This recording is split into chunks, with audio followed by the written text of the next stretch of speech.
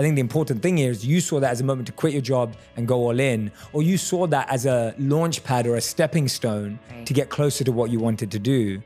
Talk me through how that person should be thinking about when that's right for them. Because I think timing is just so hard to understand, but also important. It is, and I don't want anyone listening to this to think that like the viral moment is what you wait for. Right, It's not predictable, and it's not something that and that's why it happened for me, right? I wasn't predicting it. I wasn't strategizing it.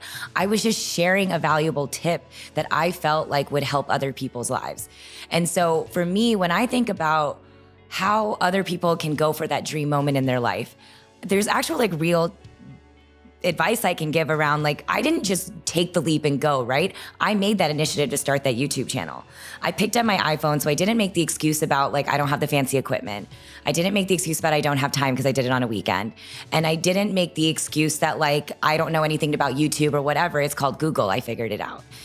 When you take those layers back of all the excuses, right? Because that to me is the biggest reason that so many people, including myself at points in life, right, didn't just start something. And for me, the biggest thing is you just have to start.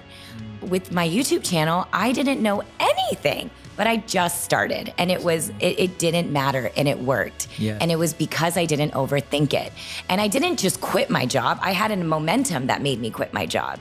And that momentum came from me just taking that moment and making the time and not making excuses. In many businesses, creating a website can be a stressful and creatively draining process. I've seen so many people struggle in this area, and they lack the expertise in website creation or in coding to get themselves started. Last week, we announced an exciting competition in conjunction with Wix. Wix is a free platform that allows you to build highly customizable, professional, and robust websites. You can use the advanced drag and drop tools to create a beautiful website quickly and easily. This week's winning submission goes to the owner of ashleenpratap.wixsite.com/website. Ashleen's homepage is clean, uncluttered, and super professional. Learn more about Ashleen, including her own discovery of courage and strength. This homepage is an excellent presentation of her business, utilizing the great tools that Wix offers you. Nice work, Ashleen. You're now entered into the competition for the grand prize from Wix, the Business VIP Premier Plan, free for 1 year, a value of $420. And for everyone else, there's still time for you to submit your free Wix website for a chance to be in the running to win the grand prize. So get started with your very own Wix site. To do that, for your first ever Wix site, go to www.wix.com/go/J to start your site for free, and email your submissions to wixlovesj@gmail.com. Get started now. A quality wristwatch is one of those small things that every guy needs. And when you've got on a nice watch, it changes the way you carry yourself. And Vincero watches combine the perfect mix of elegance and edge, and now is the start of their biggest once-a-year sale. The great team at Vincero were kind enough to send me one of their best sellers, and it's super nice, the Chrono S Copper Slate watch. It has an elegant and stylish face with an intentional design. It's one of the best priced watches I've ever seen and has over 16,000 five-star reviews. That's huge. Right now, you can head over to their website in their anniversary sale. From the 11th of August to the 18th of August, there are some limited time offers. 15% off $0 to $200, 20% off $200 to $400, 25% off $400. It's one of the biggest sales of the year, and free worldwide shopping. They have collections for men and women, and they offer engraving on select styles. So to get your Vincero watch, go to vincerowatches.com. That's VINCERO.com. And so for me, I think like whenever people ask me like, what advice do you have for somebody that's trying to like go for their goals and dreams? It's like, you just cut out the excuses. If you want this bad enough, you need to figure out a way to make it happen, and you will find a way to make it happen. And you've got to get that noise out of your head, right? Because like, I don't know, I would love to hear what you do. Cause like in my brain, there's so many noises. I'm like, okay, what if this? What about this? What about this? What about this? And you just got to cut all that noise and just be in the moment and be like, but what if you didn't do it? Yes. Then what? Then what would happen? And so I always say, always find a way to do that step one without taking that huge risk. Because you're already taking a risk by doing even that step one, right? And that's the hardest thing to do, that step one. Yeah.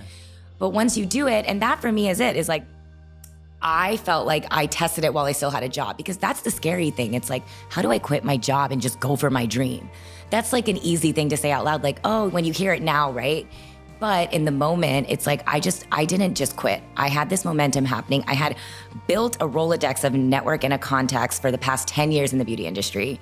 And then I made that happen. It was all one step led to another that led to another. It's never overnight. Whoever thinks it's overnight because of social media and all of that BS, it's a lot of hard work. And you and I talk about that a lot. Is like, it may seem like it because of a viral video, but before that viral video was 10 years of hard work in the beauty industry that made me confident enough to quit my job and go do this full time. Yeah, I'm really glad you brought that up, because I think that the amazing thing about your story is you were already aligned and committed to beauty. So it's like you were gathering these skills, which is why now when you're a CEO, it's like you were gathering skills from inside the industry. So you were learning about it all the time. It wasn't just, oh, I made a video and now I understand beauty. It was not how it works. Exactly. And it's like, I understand beauty from a business perspective. Yeah. Now I've had a moment that's helping me gather more contacts, more networks, etc. But I've actually built that already. And I think that's awesome advice. And the second thing you said there is you were using your time on evenings, weekends, whatever it was, to do all the other stuff. And the funny thing is, that's so parallel to where I was at too. Like, it was the same thing. Like, I was working my day job and I knew I wanted to help people more. And so I started making videos, and that was it. Like, I still don't know how to turn a camera on, right? Like, literally, I'm not kidding. Adan can testify for this. I have no idea, because I've always wanted to be someone who can focus on my strengths and play to those, and have people around me who can play to theirs. But I love that point that you're making. Just, it's not overnight. No, it's not that. And 10 years in the beauty industry is why that moment. This is the beauty of it, actually. So I'm having this, and I'm saying this for Deepika, because she's so humble she won't say it. But it's like your 10 years in the industry is what means you can actually capitalize on that moment. Right? You're totally right. Like, if you don't have that 10 years, even if you have that breakthrough or that moment, it can disappear, or you won't know what to do with it because that work hasn't been there. You're so right. Actually, I've never actually thought of it that way, but that's exactly it. Because when I quit, I was my own assistant, my own lawyer. I was my own lawyer, which is kind of dangerous, but I was like my own manager, agent. I remember I just literally emailed 250 people in my email database, and I was like my fake assistant. I had an assistant at Deepika email. It was a full fake it till you make it game, right? And I was like, she is now a beauty influencer and she's doing this and she'd love to work with you. And for every 250 emails, I got maybe 3 replies. Yes. But those 3 replies led to one job. And that one job, they asked me my rate. I threw out a number and they were like, okay. And I was like, oh, I could have like 3x that. And then you just learn from that and you go to the next thing and then you go to the next thing. But I just learned and I taught myself that. But it doesn't, I truly believe that because of being at these other beauty brands, I was able to leave and feel really confident about getting jobs as a beauty influencer. It wasn't guaranteed. And it took a lot of hard work and a lot of, to be honest, like, I'm so extrovert. Do you consider yourself extrovert? I do overall, yes.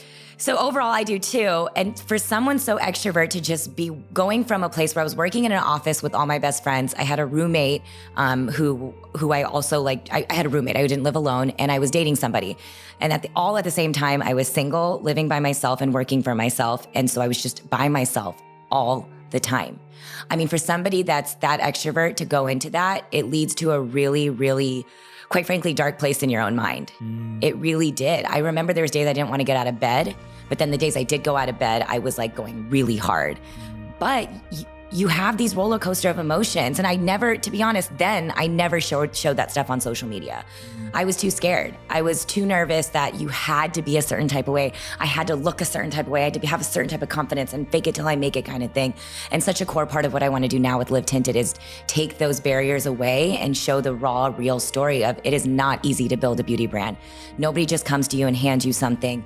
You have to work for it. Yeah, absolutely. I love that. I think anyone who's listening and watching right now is going to just listen to your story. And I'm hoping that as you're listening and watching, you're recognizing just how much hard work goes into it. And I want you to, I was actually having a really interesting conversation when I was working out this morning. And it was me, my personal trainer, and another trainer. And she was talking about how she'd been doing something for 15 years, the art that she wants to work on. And then we were unpacking that. And by the way, these two trainers are far fitter than I am. So they're always giving me like health tips physically. And then I'm talking about the mind and consciousness and all the rest of it. Love it.